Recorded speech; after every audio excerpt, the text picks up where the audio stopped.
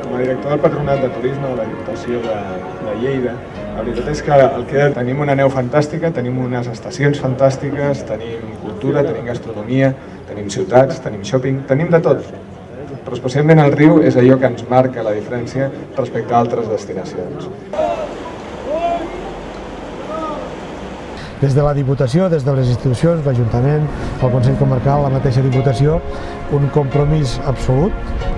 i a més absolutament implicat per ajudar, per fer promoció, per fer tot el que convingui des del Pirineu. Més de 50 activitats diferents que fan referència a aigua, a terra i a aire,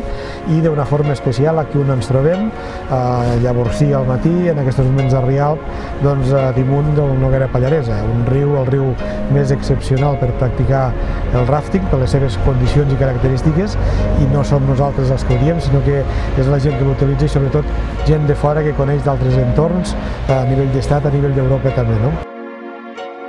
Des de Llavorsí iniciem la nova temporada d'Esports d'Aventura del 2012 amb molt optimisme gràcies a les últimes nevades i gràcies a que assegurem el caudal del riu per totes les activitats aquàtiques, i sempre tenim moltíssimes més activitats com el senderisme, el BTT, la hípica i tot tipus d'esports d'aventura que tenim a dintre les nostres comarques.